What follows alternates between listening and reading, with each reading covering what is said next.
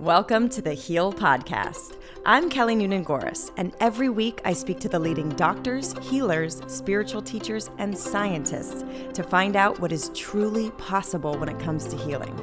I also interview real people with extraordinary healing stories. My philosophy is, what's possible for one is possible for all. And I've discovered on my journey that so much more is possible than we can begin to imagine.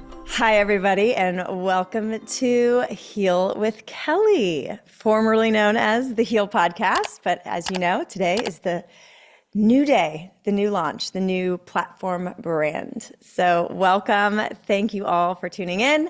I am so excited to welcome my guest today, Rebecca Tickell. No, I said it wrong. Tickell.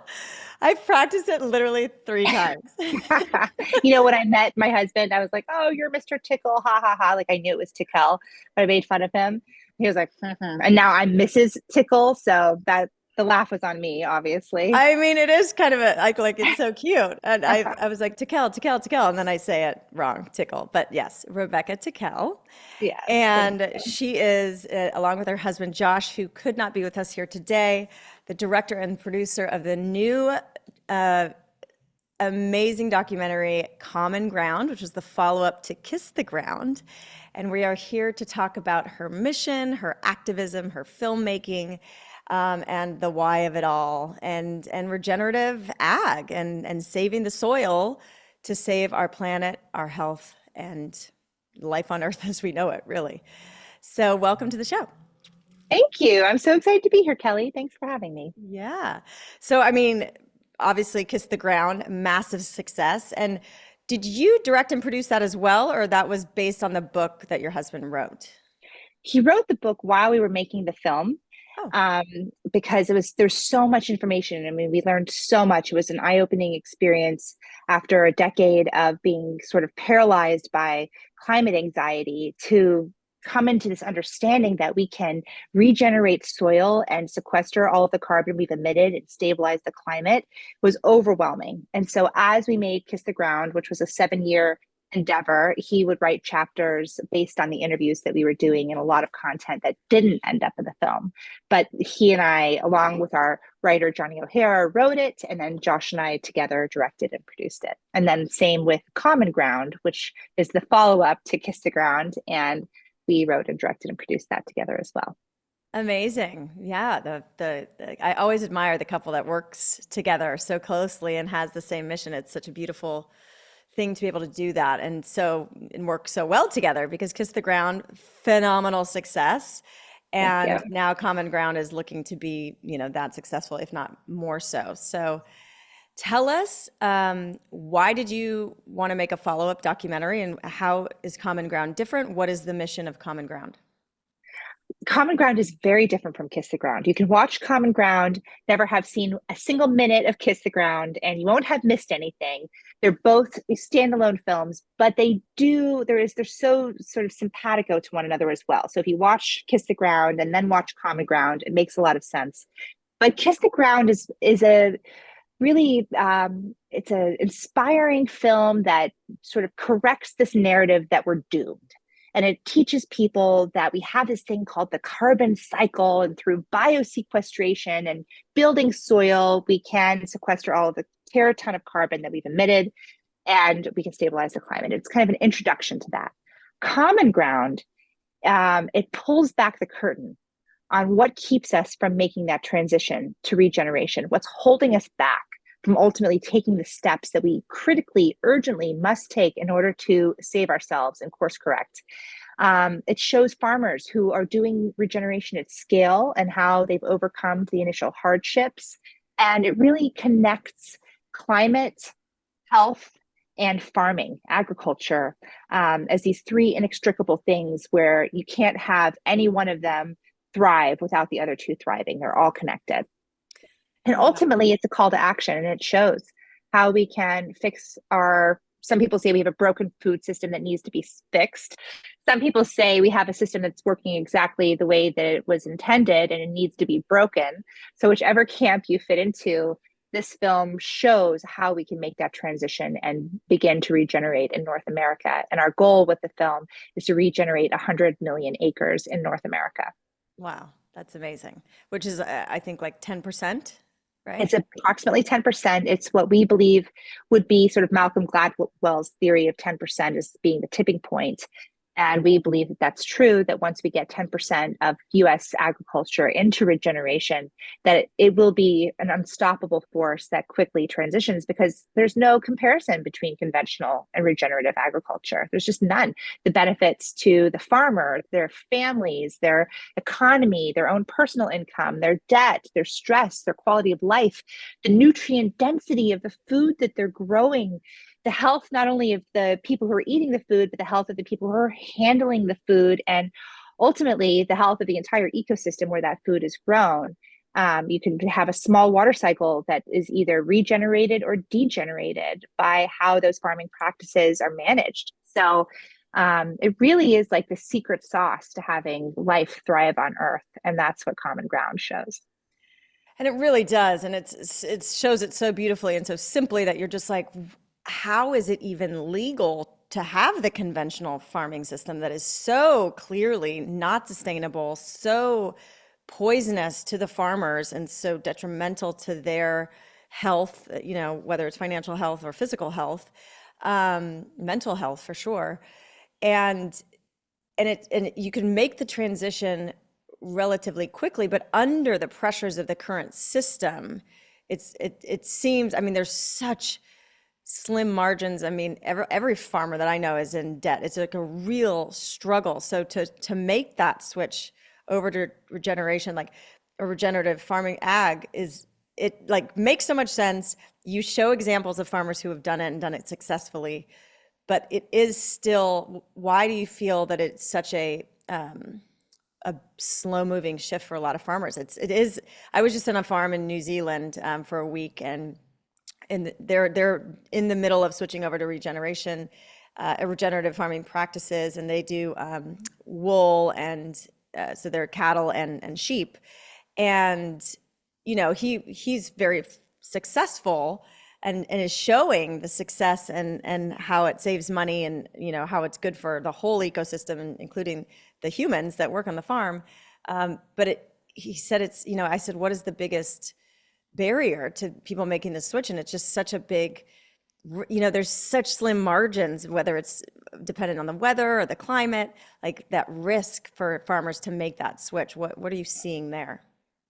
Yeah, I mean, that's accurate. There is a risk when it's scary for farmers, especially in the US, who are, you know, basically only able to continue doing business that way because of the subsidies, you know, the crop insurance, the bank loans that stipulate that they have to spray. And so to get off of that and to do something that you've never done before, when you're already like so close to bankruptcy and it's already, you know, a high risk venture, that is enough right there to stop people in their tracks from making that transition. But the farmers who are making the transition, you know, because while we wait for our government to sort of catch up and helping farmers to do the right thing versus subsidizing them to do the wrong thing, there are farmers who are taking the risk, and over 80% of them within the first year making a profit, you know, way more than they were before. So, you know, it's kind of like having some blind faith in that the legend is true, that if you create biodiversity and you build healthy soil, that it then, you know, you'll reap in the benefits. But because we're talking about nature, we're talking about degraded soil, and you know we're already in a high stress environmental crisis where we're all experiencing these weather events that we haven't seen before. You know, I come from a legacy farming family, and in my family, you know, you couldn't talk about climate change, but you could talk about the weather. And that's something that's consistent. So it doesn't matter what your political views are, it doesn't matter what you think about climate change or not. Farmers recognize that they affect their environment, and they can see the changes that happen around them based on how they're farming. They see the soil blowing away, you know, which it has them have to pay for more inputs. And you know, the costs go up, the cost of the inputs go up, the profits continue to become decreased. It's just, you know, we have a farmer suicide epidemic in the US where their farmers are 5 times more likely to commit suicide than any other profession in the United States. And not to mention the financial pressure, not to mention that for many of these legacy farming families, this land has been in their families for generation, and it's a source of pride. And it's literally bringing farmers to their knees, and they're only getting 8 cents on the dollar for the produce that they're selling. That's a crime. We hold up farmers like this is our heritage and this is our American values. You think of the farmer as as the thing that we celebrate here and that we honor. But the truth is that we're treating our farmers like dirt. Mm-hmm. And what we're getting as a result is food that's grown in dirt that is devoid of nutrition. And that not only is it devoid of nutrition, but then you combine that with chronic exposure to neurotoxins, whether it's through exposure environmentally through the air, because you're a farmer who lives in the field, that's going to affect your mental health. It's going to affect your gut health. We talk about our gut as it being our intuition and our guide. I'm listening to my gut. It's because there's life in our gut that we literally are listening to. It really is our intuition. And I know I live in Ojai, and this is kind of like thought of as kind of a woo-woo thing, but this is science actually that we're talking about. And when we start to degrade the life that's inside of our body, the same way that we're degrading the life that's in our soil, and then the nutrition goes away, then yes, mental health becomes an issue. And it's ubiquitous in the United States because we're all not getting the same type of nutrition that we could be if we were farming in these regenerative ways. And then not to mention like the big crisis, which is the climate crisis. And that's something that affects us all. So, you take this, suicide epidemic, a health crisis, and then you add to that like impending doom unless we transition to regeneration. You've got pretty high stakes and the farmers are feeling that pressure. And then these farmers have gone to land grant universities. Many of them are very well educated. They went to school. They learned that from the top schools and universities how to farm. But the thing is, that information was corrupted because so many of these institutions, the majority of their funding comes from the companies that are profiting from the sale of these chemicals that keep them locked into this conventional cycle. And so that's a form of indoctrination when you have generations of people being told that the only way that you can feed the world is to grow a monocrop, like one thing only, and to do it propped up with chemical inputs that they're going to sell you. And then, oh, by the way, also these seeds, if you buy them, they're Roundup ready. But then you lose control even of your own seeds. You can't even like plant a seed that's grown from your plant. It's just like slowly disconnecting from the natural process and becoming dependent on this system propped up by chemicals. And then the science has been corrupted by the same companies that have been putting this information into our land grant universities. And we have many whistleblowers in Common Ground who talk about their experiences in being suppressed from asking questions when it comes to whether these chemicals were safe or not. And it's been quite eye-opening to learn and disheartening to learn about the lack of safety that actually, the lack of true, protection and the protocol to make sure that the food that's being sprayed with these chemicals is safe for us to eat, because unfortunately, even our political system has been corrupted by the companies that are making a profit. And so the film really spells out how that system works or doesn't work, as the case actually is.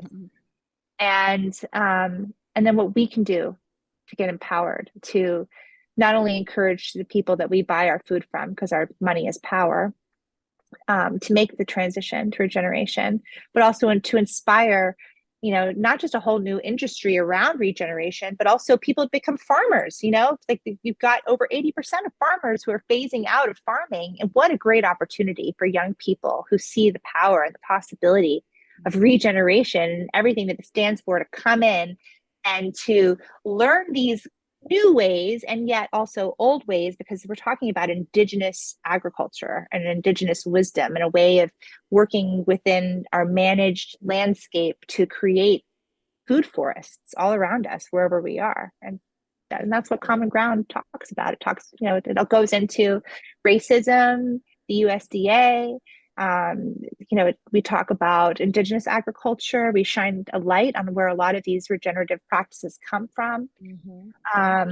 So I really love Common Ground. Coming from a farming family, having witnessed firsthand the impact of exposure to these chemicals generation after generation and the costs that people who are in these families pay. For me, this is a really important film, not only for me personally, but also for my kids, and that we need to get this message out to as many people as possible so that we can make the course correction that we need to make right now. Truly, really powerful. When I was watching the film and as you were just talking, about the system, the conventional system and how it's set up, and the education is actually funded by these big ag and chemical companies. It's the exact same model. You just put it in the medical and big pharma system. So big pharma is, funding the majority of the higher education learning that trains our doctors. And so there is an indoctrination of, again, like, I don't know that it's some evil intention, but it's everybody in their micro fear-based decisions on their own personal security that they're just blinders on in this system. And like, even, just people that work at these big chemical companies or these pharmaceutical companies, and, some of them wake up and become whistleblowers, and some of them are just head down, convincing themselves that they're doing good because that's the indoctrination that they're getting from top down. And it's just mind-blowing to me, like, doctors are, overworked, and the system that they're in right now, they can't possibly truly care for their patients. They just have to give them immediate relief through their, by relieving a symptom, usually with pharmaceutical or an intervention of some sort. And it's just the same exact metaphors. We've gone away from nature. We've completely disrupted this holistic where everything is connected and everybody is just me, profit, profit, profit, short term, short sighted. But it's mind blowing to me that the people running these companies, they're looking at, oh, what a great profit cycle. I create this chemical that we spray on crops that then causes lymphoma. And then I also create within the same corporation the drug that heals or cures lymphoma. Like, what a great business model. But like, guys, glyphosate and all these chemicals are ubiquitous in that you're killing yourselves while you're killing other people. It's so mind blowing to me that they can't see the forest through the trees or whatever that saying is. We're killing ourselves in the earth based on, I don't know. It's mind blowing to me. I just don't understand how it even works. Well, it's like cognitive dissonance. It's like we don't want to believe that we've been hurting ourselves or others. We want to believe that we're doing good. So, I mean, like, even I used to be an actress, and when I would play the bad guy, you never play the bad guy like the bad guy. The bad guy never thinks that they're the bad guy. Bad guy always thinks that they're on some crusade for justice or for something right, even if it's completely, it's usually really misinformed. And that's what we're dealing with here is misinformation around a critically important issue, which is called, feeding the world / climate change. I mean, feeding the world doesn't exist through that model. You cannot feed the world through a conventional model. That is a complete myth. But I guarantee you, the people that are working at these companies who are making these chemicals, that's what they believe. They really do believe that that's the only way to do it.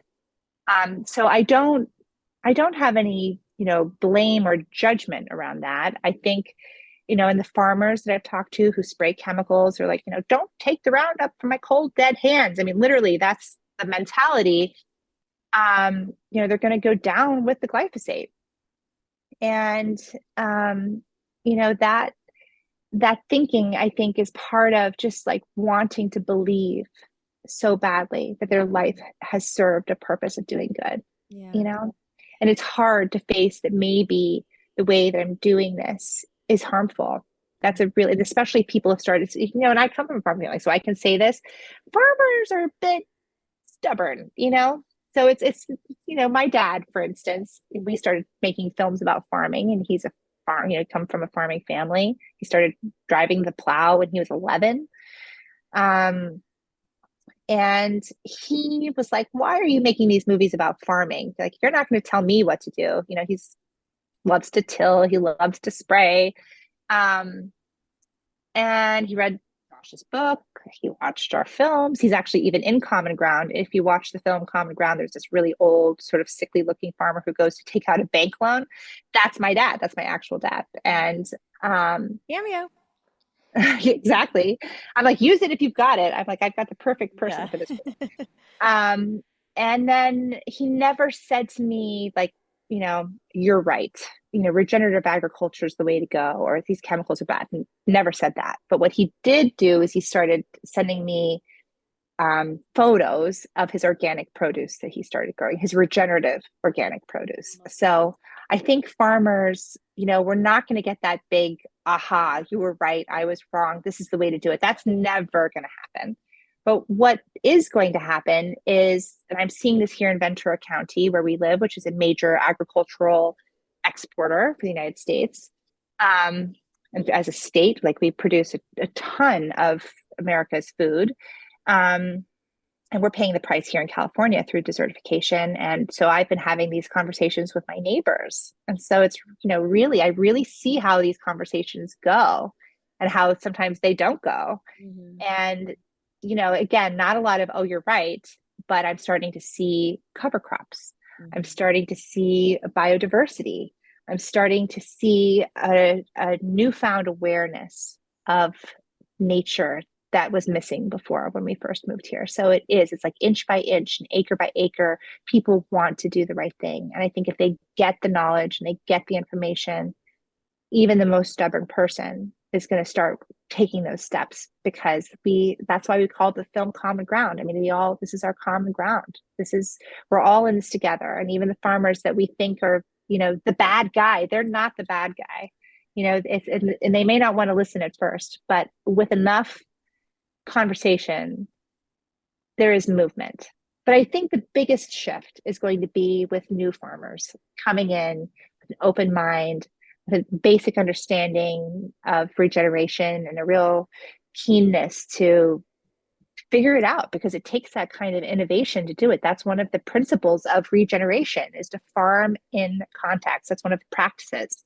So you're not going to farm the same way in California that you're going to farm in Arizona or Indiana or Vermont. It's going to look differently. So you have to figure out, you know, it's kind of like a mystery. Like, what does this soil need? What is this environment calling for? What would naturally, abundantly grow here? And how can I mimic that and support that? And that's the kind of thinking that is going to bring in regeneration at the scale that we needed to. It's very simply back to nature. And, you know, my dear friend Zach Bush is like, we've written ourselves out of the definition of nature. And just if you are lucky enough to be in nature a lot and you witness nature left on its own devices always is self-healing, self-regulating, regenerating.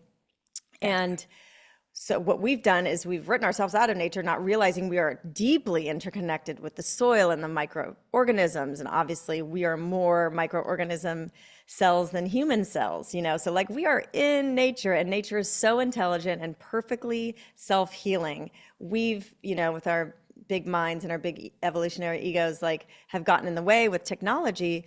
But if we can go back to nature in these ancient indigenous ways that we're in, you know, symbiosis and in harmony with nature, because we are nature, then the planet starts to thrive. And like you said, the ecosystems and the weather systems start to self-regulate and calm. And it's amazing. You just show like such promising, where you look at the desert of Chihuahua, Mexico, that goes up into, you know, parts of the Southwest of America in the United States. And it's this like baked, you know, sand-like soil that's like just dead, you know, everybody would just think it's dead, not able to grow or be fertile.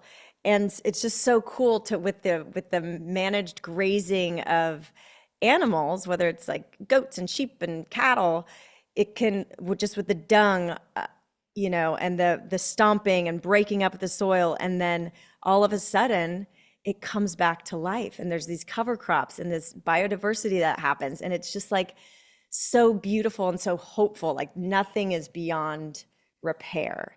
And I think there was I wrote a ton of notes, but it was something about the like nature stored the seeds waiting for the right conditions to arrive. It's like those seeds are in there, baked in, and they just needed the right conditions with the farmer in tune, or the rancher in tune with nature, to go back to how, ancient herds used to graze and work, in conjunction with the soil. It's just mind blowing to me. We just have to get back to nature in all areas of life. Our systems have taken us out of nature, and we need to just break these systems, get back to nature, and then use these brilliant technologies to complement and to boost, but not to destroy and separate and disconnect. Yes, so this story in the Chihuahuan Desert, we feature Alejandro Carrillo, and he talks about how they've taken this huge swath of land, and they've regenerated it through grazing cattle, but we didn't end up including it in the film. What you do see in the film is that there's rain that's been brought back to life, and there's 7-foot tall grasses, and it's all biodiverse. And the secret to how they did it was they had over 200 families take down their fences. And I just think that there's such a metaphor in that, because once they took down their fences and they merged their cattle together, they were able to increase the carrying capacity of the land. So basically, when you think back on like old herds of bison, you would like hear the thunder, because they travel in huge packs, not like a little here and a little there, not all spread out. That is degenerative. That is a model where people are like, oh, you can't have biodiversity and have cows. Yes, you can. A lot of what people think of when it comes to managing ruminants is, putting them in a paddock somewhere and letting them graze, but that's not how nature works. You can't fence them into a small place, and you're just doing more of the conventional CAFO model, a concentrated animal feed operation, where you have a lot of suffering, and you have degeneration, and you're going to have, the greenhouse gas emissions versus drawdown. You can do it in a way that mimics nature with ruminants. You put them all together in tight herds, and then they move. They're never stopping in one place for too long. They're never going to be able to eat away all of that grass all the way down to the root. But what they are going to do is disturb it enough that it's going to stimulate growth of the roots. So they're going to grow deeper, and that plant is going to become more resilient. And while the cow is there, it's going to defecate and urinate on it. So it's going to fertilize it, and it's going to water it. It's going to, like you talked about, the seeds that were there waiting to come back to life. Their hooves will break up that hard pack, and then those seeds are going to be exposed to these conditions. And then the cows are going to be moved on like they would as if they were running away from wolves chasing them, or whatever the predator in that environment is. And so they did this in the Chihuahuan Desert, and they took down their fences, and they worked together inside of their community. And then they regenerated the desert, and now they have rainfall, and they have abundance where before they had poverty, and they had community where they had separation. And I just think this imagery of these fences coming down, it really embodies the essence of what regeneration is, because you don't have regeneration inside of isolation. It's not a me versus you. It's a we environment. It's one where we're all connected to each other. We're all connected to nature. We're connected to animals. And we're working together. It's not about me having more than you. It's about there's enough for everyone. And it's just about moving the resources around to where they're necessary. Yeah. And I really believe that this is how we turn it around for humanity, as we start looking at our species and our presence here on this earth like that. Like, there's enough resources for everyone. And if we work together, we can move these resources around to where they need to be.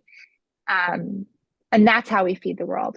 It's not one person sitting somewhere with a linear conveyor belt churning and extracting and then sending it using fossil fuels all around the world. That's not a model that works. A model that works is communities coming together, taking down their fences, and figuring out how to work together to build soil. Mm-hmm.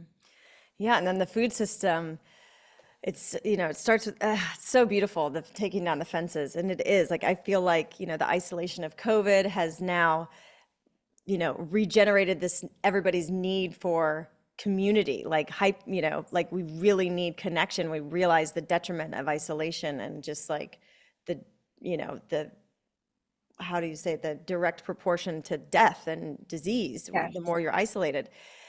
And so, and then also like the centralized systems are clearly not working, like it's just back to nature, local, in season, the biodiversity for the ecosystem, the local ecosystem, like it just seems so simple. We got to go back to, there's got to be just the way where we go back to nature, but then figure out the best ways to utilize modern technology in beneficial ways, not destructive ways. Let's do the best of both worlds in a more balanced capacity. That's it. And like a farmer, they'll sit in their tractor all day long. They'll get up before the sun rises and then they'll come in after it's set, just out there plowing or spraying or seeding, whatever it is that's like on deck for that day. But that's a very isolating, it's ironic that you're a farmer but you're never actually touching nature and you're not actually seeing any other person. There's something wrong with that picture. Again, the mental health and the suicide. Yeah. There's the chemical aspect, there's the stress aspect, and then there's the isolation aspect. So I love that idea of community coming together and compiling resources to, high tide lifts all boats. And it's like regeneration in soil, like I love learning about like the magic and wonders of soil. If you have a tree over here, and then you have a tree over there and you have a strong mycelium network, that tree is going to send resources, through the ground to that other tree. I mean, that's the power of nature when it's functioning properly. And it works the same thing. It's the same way for people. Totally. And I think it was it Rick, who, that just use, again, technology. It's like, by the way, the whole tilling thing is mind blowing. You think it works, but then you see this conventional soil, it blows off in the wind. There's no cover crop, there's no topsoil, there's no integrity to the soil, it's not alive, it's dead. And the tilling actually breaks up this mycelium network and the only chance for flourishing. Yet we just still do it like mindlessly. It's wild to me. But Yeah. And then I love when Rick was showing the roller crimper in lieu of, so it's this technological vehicle and farm, equipment that in lieu of spraying chemical weed killer, it mashes down so that the weeds can't grow. And then there's cover crop. It's just like we can use technology that is harmonious and symbiotic with nature as well.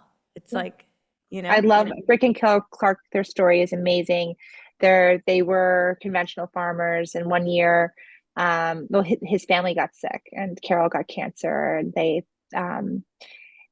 connected the dots, and they realized that maybe the way they were farming was affecting their health.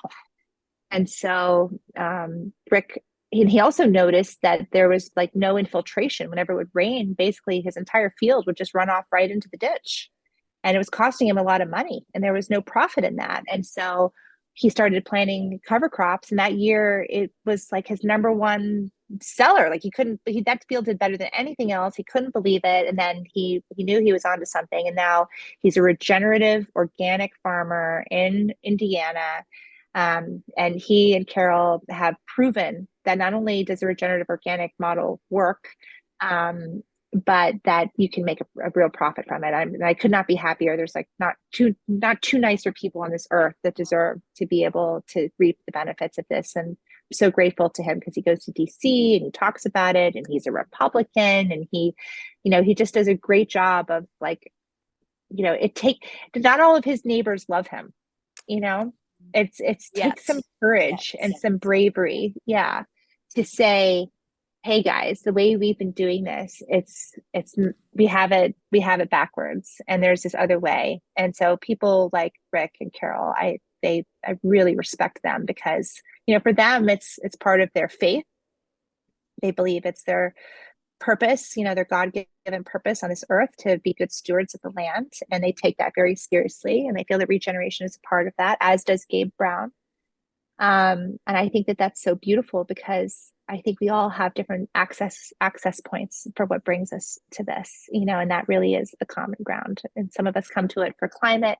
Some of us come to it because you just know it's the right thing to do. Some of us come to it because of our health. But at the end of the day, it makes for unlikely partners, because when people start to see how much we actually have in common versus how different we are, it's amazing how quickly people can take action together Yeah. that would never have done that before.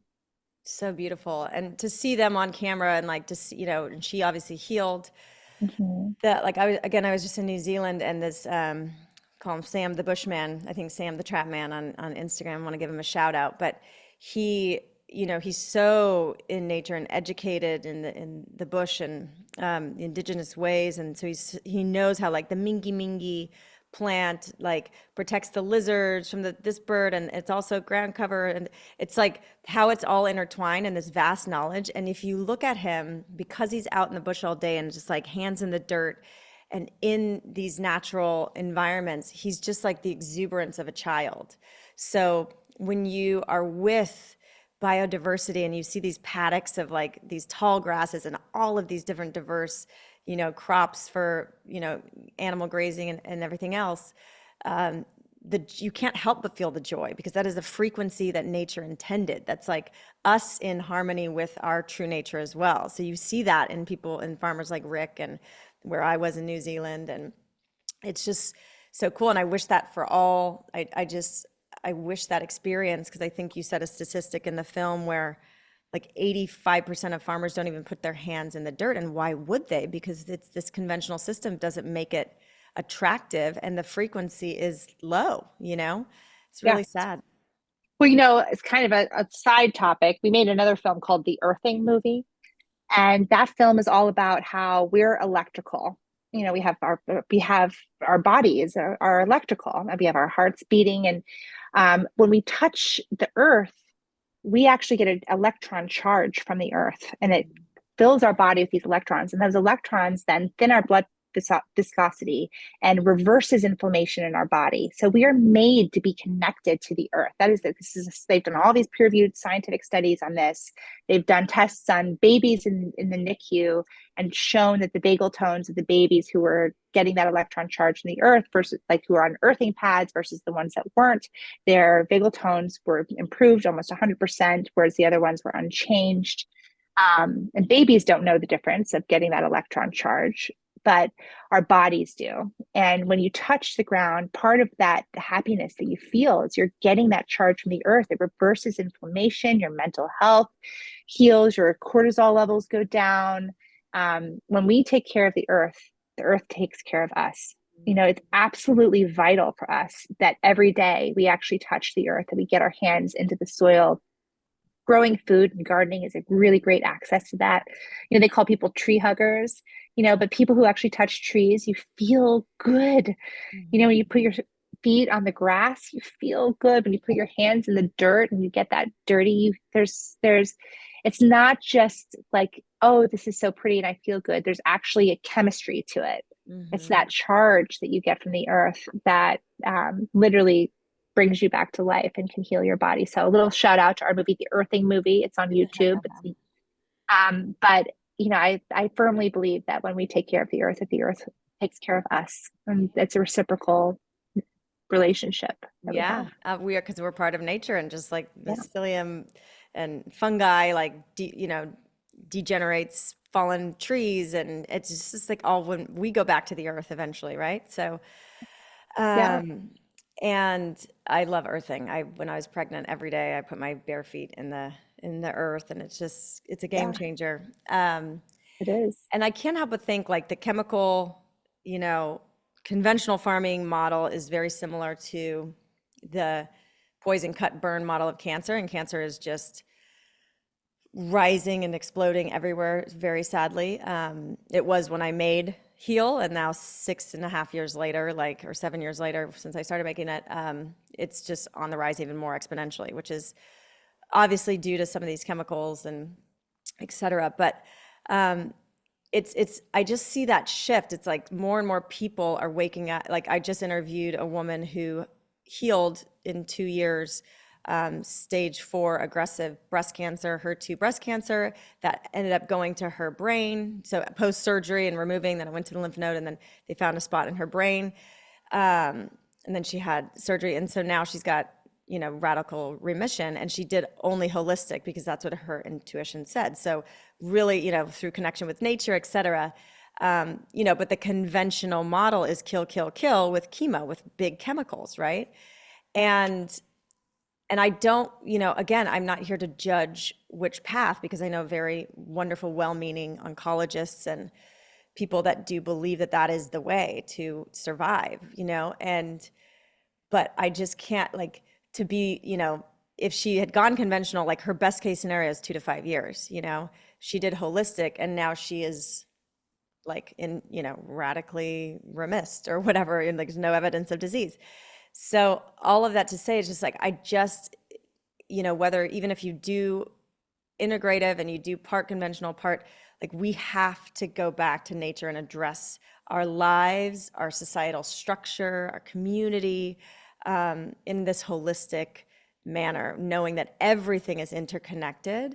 And if we are going to, do Western medicine because that's what we believe in, and I encourage that, you should do whatever your strongest belief is in, and which is probably why some of these farmers are stubborn, because it's like they have generations of people that before them doing it this way, and they just, this is the way they do it. So it's hard to change and pop out of that system.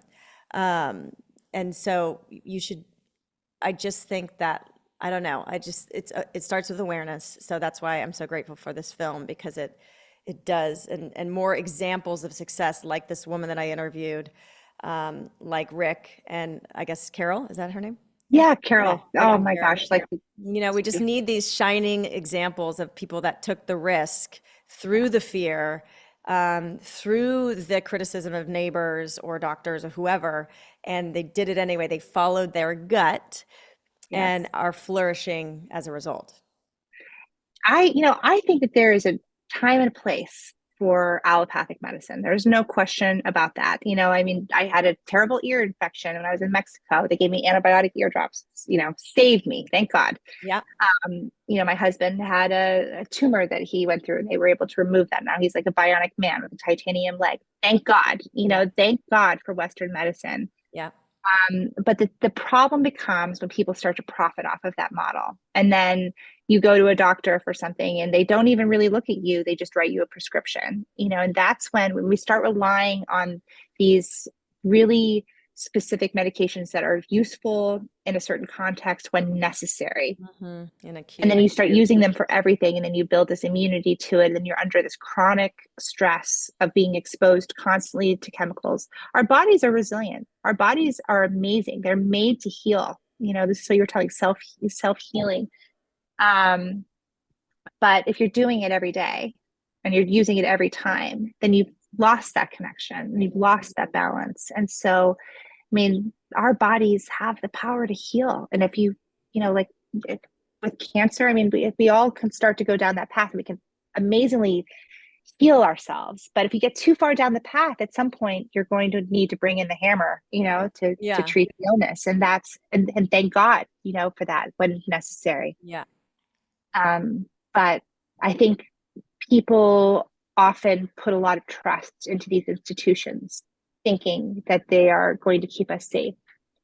And we need to believe that. Like, when we're in those emergency moments, you want to trust that the people whose your life is in their hands, that they're going to bring you back. But when we get lazy and we start to just we start treating symptoms, and we forget that, like, every time we eat, like, our food is our medicine and our medicine is our food, and we stop actually touching the earth, and we lose that electron charge that we need from the earth. And, like, just all of these things add up, and that resiliency over time, if it's every single day you're getting hammered with chemicals and you're not getting refilled, you're not getting that electron charge, you're not getting nutrition that you need, you're ultimately going to slip. There's no drug that can just fix that.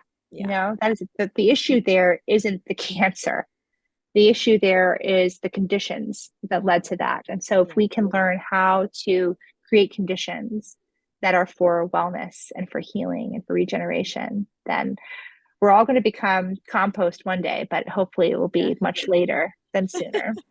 And hopefully our compost is a little more nutrition packed than the alternative. Yeah. Yeah.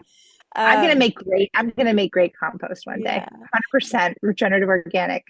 I love the group in your film that's, I think it was like the Good Neighbor Gardens. Mhm. Yeah. Yeah. We Because, have a and this is what I was trying to explain about the cancer thing. It's like I really do believe we're in this transition time where there is more information available, but we have such a strong belief that cancer equals death, and Mhm. and then chemo has generally been the way, for the last 100 years or 80 years, we treat it. And so there's just, that fear drives us into this system, and people lose track of the bigger picture. So that system has saved lives, especially if you believe in that system. And so, but we can switch our beliefs in possibility when we raise awareness, when we educate, when we inform, when we share the stories of the Rick and the Carols, now talking about regenerative farming and healing, healing the land, healing our families, healing ourselves. And like the Good Neighbor gardens, we have to, people don't think about it, but like if you're eating out of a bag or a box, those foods are packed with chemicals and preservatives in order to make them crunchy or to last longer on a shelf. That is not food. That is not food that is from nature anymore. That is modified food that our body doesn't recognize as food and nutrients. So it may be giving you some sort of sustenance. It certainly is not giving you health or vitality. And so to show that we can start to grow our own food, and how important, just like we grow the front lawns, we all grow lawns, right? Let's grow gardens and these hyper local food systems so that we can get organic, locally grown seasonal food to these, communities that are just need organic and vibrant health more than anything, access to those foods. And so to teach people to just grow their own little gardens, I mean, that part of the film is, to me, like, we should all, not just farmers, but every citizen should be growing a little bit of food and helping their local communities have access to organic produce. We can all participate in the food system in our own windowsills and the planter boxes in our backyards, on the little median of dirt between the sidewalk and the streets. We can turn our cities into food forests. We can turn our backyards into these beautiful, oases with the biodiverse food. Like I'm constantly bringing perennial trees in, like every week. My favorite right now, because we live in California, is mulberries, and my kids will go out and they'll like eat the mulberries off the trees, and it's just there's something so amazing when you can taste food that you've just picked and you've just put it in your mouth and you took part in growing that food. It awakens something in you. It awakens this innate wisdom that we all have for how to live and how to thrive and how to be vibrant. We all have that. And when you, like you said, eat something out of a bag or a box, that usually it has a picture of a vegetable on it, or it has a picture like potato chips, like tomato flavor or something like that. And then your body sees the tomato. It needs the nutrition. Maybe it's like iron from the tomato, needs the nutrition from that, and you're craving that. So then you eat the chip and your body doesn't get the nutrition. And so it's like, oh, I'm still hungry. I need to keep eating this chip because I'm still not getting that nutrition that my body is seeking. And then you've filled up on all this food, but you don't feel full. You still feel hungry because you haven't actually gotten the iron that your body is seeking from the tomato that it's craving. And then you've destroyed your palate's ability to actually taste flavor. And they developed these flavors, like in the most, like the Dorito Effect is a great book by Mark Schatzker. He has a phenomenal way of educating people about how our flavor has been hijacked by food companies who want to sell you something in a bag or a box, and how it tricks our minds into thinking that we're getting the nutrition that it's craving. But actually what we're doing is we're stripping our body of the nutrition that it needs and making ourselves sick in the process. So, even just like restoring our body's ability to taste food can come back to life through growing a tomato plant or through growing some arugula in your backyard just to taste the spice of the arugula. Like my kids are like, when they eat a mulberry, they're like, oh, that one was crunchy. It probably had a bug on it. They're like, more flavor, Yeah. like more protein. I mean, that's our attitude. It's like we want to taste our food. We want to eat it the way that nature intended. And you feel it. You can feel the difference.